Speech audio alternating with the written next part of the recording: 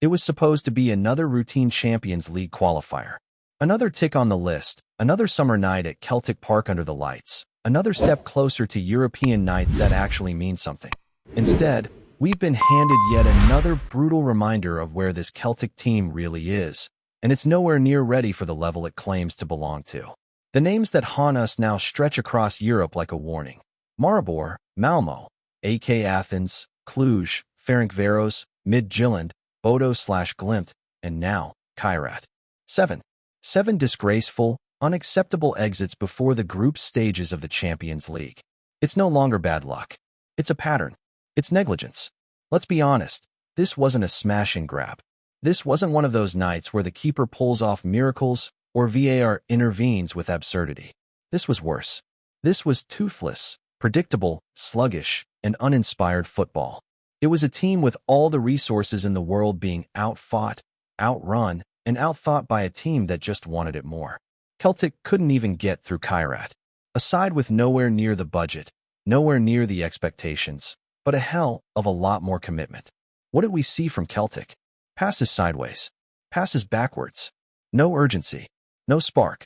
No bravery. Nothing that even resembled a Champions League-level performance. Over 2 legs, Celtic failed to score a single goal in regular time.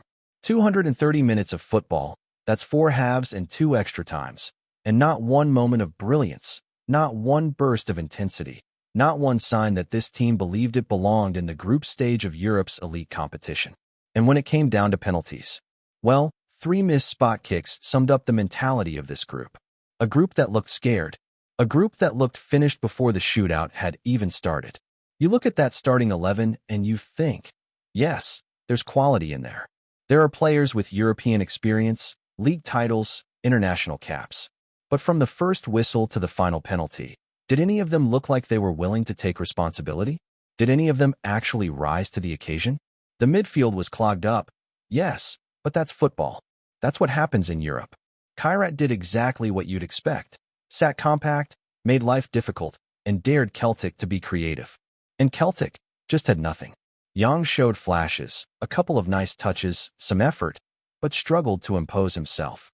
James Forrest, aside from a first-half header, was invisible. Maeda?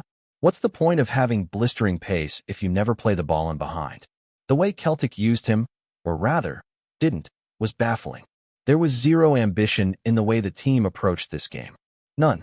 Every ball felt like a risk, every run like an afterthought. If the plan was to bore Kairat to death, then maybe we were unlucky it didn't go to plan. Callum McGregor looked off it, again. Hatate too. Benjamin Negrin couldn't hold on to the ball, couldn't impose himself, couldn't get into dangerous spaces. And when your so-called best players can't take control of the game, what chance do you have? Carter Vickers had probably his worst outing in a Celtic shirt. Hesitant, casual, sluggish. Kieran Tierney? Nowhere near the level he once was. Even our reliable defensive anchors are suddenly looking like passengers. And when the spine of your team is playing that badly, the whole structure collapses. But it's not just about the players. Brendan Rodgers has to carry some of the weight here too.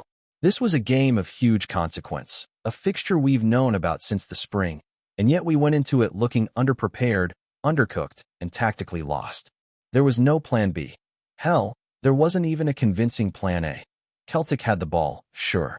But what did they do with it? Nothing. Just circles. Horseshoe passing across the backline. Slow, ponderous build-up that gave Kairat all the time in the world to get back in shape. There was no incision, no penetration, no risk, no reward. And the subs? Too little, too late.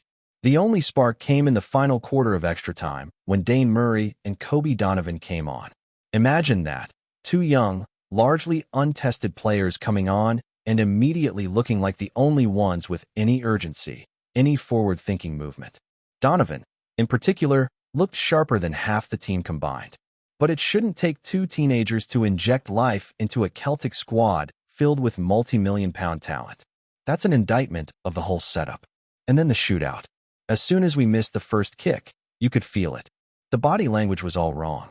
There was no confidence, no belief. Adam taking the first? Bizarre choice. He looked like he wanted to be anywhere else.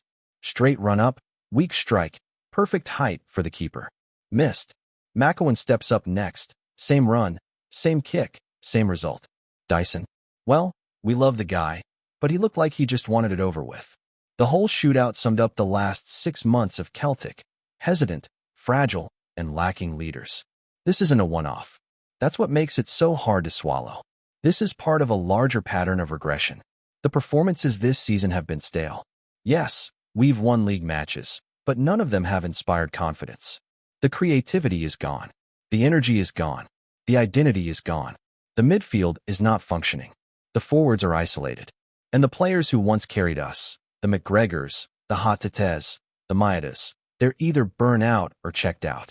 You look at some of these guys and wonder if we've held on to them a year too long. Are we repeating the same mistakes we made before the 10-in-a-row collapse?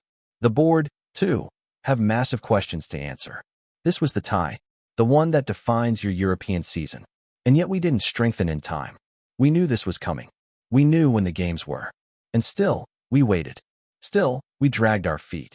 Still, we left Brendan Rodgers with a threadbare forward line and a midfield devoid of inspiration. And now, only after we crash out, the signings start coming. It's insulting. It's mismanagement of the highest order. Because 1 or 2 players in the right areas would have made the difference. And now, instead of gearing up for Champions League nights, we're in the Europa League. Again. And let's be real, there's no buzz about that right now. Not with the way we're playing. Not with this squad. The group stage might offer some winnable games, sure. But does anyone actually believe this Celtic side is capable of making a real run in Europe right now? Not like this. Not without changes. Not without a serious shift in mindset. The real frustration is that this feels avoidable. All of it. 6 months ago, we were taking Bayern Munich to the wire. We had a team with energy, purpose, swagger. And now, the spark's gone. The confidence is gone. The connection with the fans is fraying. And Brendan Rodgers, for all his calm pressers and polished words, looks like a man trying to sell us on a vision he doesn't fully believe in himself. But maybe that's the most Celtic thing of all. We build ourselves up, dream big, and then collapse when it matters most. The season's not lost. Of course it's not. There's still a league to defend, a Europa League campaign to run. But the damage done this week? It's going to take more than a few transfer announcements and a derby win to fix it. This was a European humiliation. Another one. And we've only got ourselves to blame. And if anyone thought the worst part was the elimination itself, they clearly haven't been paying attention to how this club operates. Because what really stings, more than the penalties, more than the dull 90 minutes, more than the empty feeling at full time, is that we saw it coming. Everybody did. Fans, pundits, even the most blindly optimistic among us had this little voice in the back of their heads whispering, "We're not ready." The warning signs were there, glaring, flashing red, impossible to miss. And yet the club ignored them, as they always do. This isn't about panicking after one bad result. This is about neglect. It's about ambition, or the lack of it. Celtic went into arguably the most important fixture of the season, financially, reputationally, and emotionally, with a squad that everyone could see wasn't good enough. You lose your best striker. You lose your most dangerous winger. And what's the plan? Shuffle the same names around and hope for magic. You play Maeda through the middle and expect him to be Kyogo. You put James Forrest on and pretend he's still 24. You look to the bench and see kids and backup fullbacks. How does that happen? At Celtic Football Club? A club with one of the healthiest bank balances in the British game. It's not about money. It's about how we use it, or how we refuse to. This tie was lost long before the penalty shootout. It was lost in the preseason, in the recruitment meetings, in the boardroom. It was lost when the priority became protecting value and spending wisely rather than winning football matches. The board talks about sustainability, but what's sustainable about failure? What's sustainable about being knocked out of the Champions League year after year while sitting on tens of millions? What are we building for if not this moment? And that's what makes the silence so deafening. Where are the voices of leadership? Where's the chairman? Where's the chief executive? Where are the people who are supposed to steer this club forward? The manager has to go out there and face the press. The players have to wear the criticism. But the ones holding the purse strings? Nowhere to be seen. Again, they'll hide behind phrases like long-term strategy and fiscal responsibility. But let's be clear, there's nothing responsible about blowing a Champions League spot because you didn't want to spend in June. There's nothing strategic about waiting until the final week of the window to make moves we should have made months ago. And there's nothing long-term about driving your fan base to complete disillusionment. Because that's where we are now. People are tired. Tired of the excuses. Tired of the spin. Tired of watching the same mistakes unfold over and over again. And listen, no one's asking for 10 signings every window or unsustainable spending. We're asking for preparation. For intent. For a club that matches the ambition of its support. The fans show up. They travel. They fill the stadium.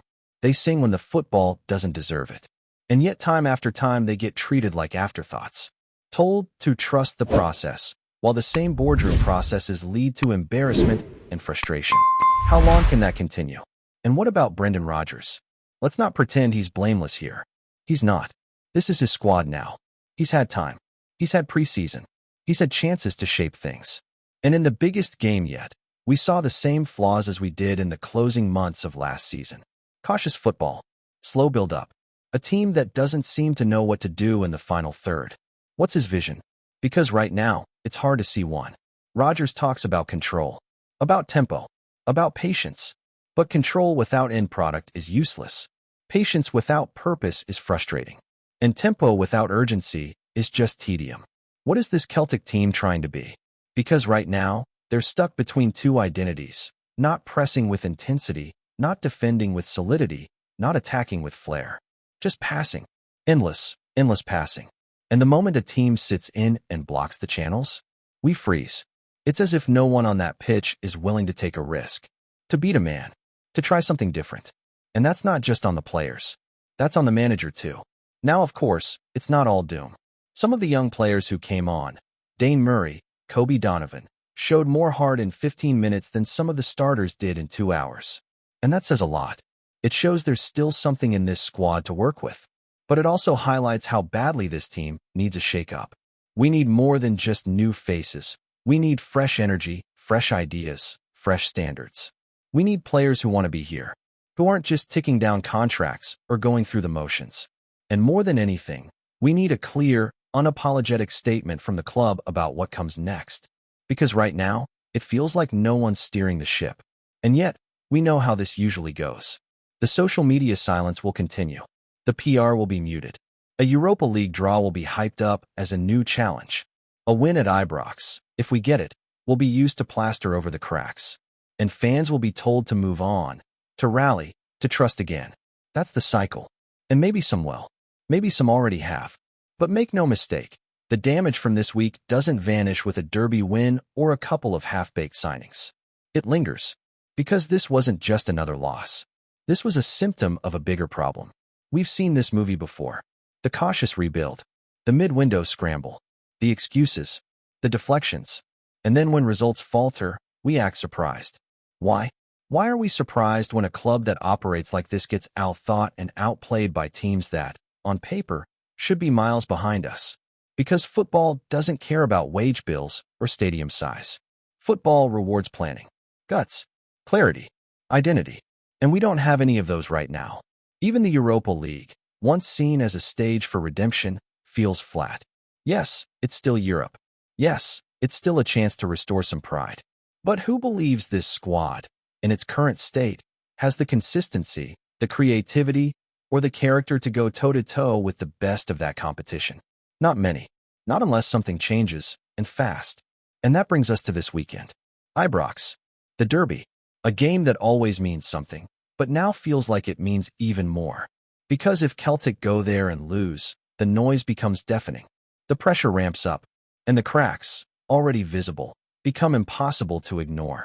A win might settle the storm for a while, but even then, it'll only mask the deeper issues.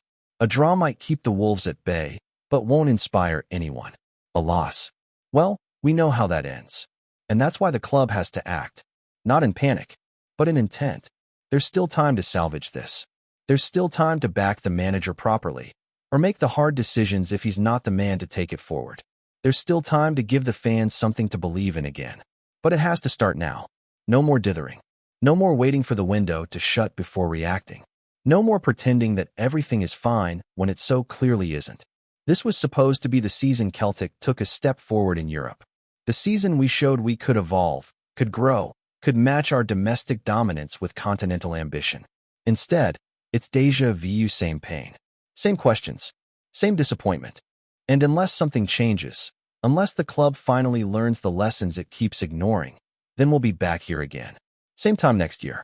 Same story, different name on the list. Before we proceed, subscribe to our channel and enable notifications to receive all exclusive news about Celtic FC. Don't miss any details about your favorite team. It's extremely important for Celtic FC fans. The latest whispers drifting through the Scottish football scene are swirling with the weight of something far more unsettling than a mid-season dip in form or a disappointing result on the road. According to murmurs surrounding Parkhead, LIEL ABADA, a player once hailed as one of the most promising and quietly influential figures in Celtic's attacking line, has allegedly broken ranks in private conversations that have begun to leak into the public sphere. His words, now bouncing across pubs, message boards, and late-night radio chatter, paint an unflattering portrait of the Celtic dressing room. The phrase toxic and disunited has been attached to his alleged remarks, striking a chord that resonates uncomfortably with those who have sensed unease in recent performances. Supporters, already anxious about consistency and fragile confidence in the squad, are left to wonder whether these statements truly reflect reality or are merely the exaggerated grumblings of a frustrated young professional caught in the swirling emotional storms of modern football. For a club so steeped in pride, history, and identity, any suggestion of discord resonates loudly, threatening to unravel the carefully woven image of unity that Celtic have long tried to project, both to their fans and to their rivals across Glasgow. The alleged comments arrive at a delicate juncture, with Celtic supporters both at home and abroad striving to reconcile their expectations with the reality they witness on the pitch week after week. The suggestion of a toxic atmosphere jars particularly harshly with the club's narrative of camaraderie, passion, and collective purpose. Fans accustomed to hearing glowing endorsements about team spirit and the famous Celtic family are left questioning whether those sentiments are mere platitudes rather than reflections of the inner truth.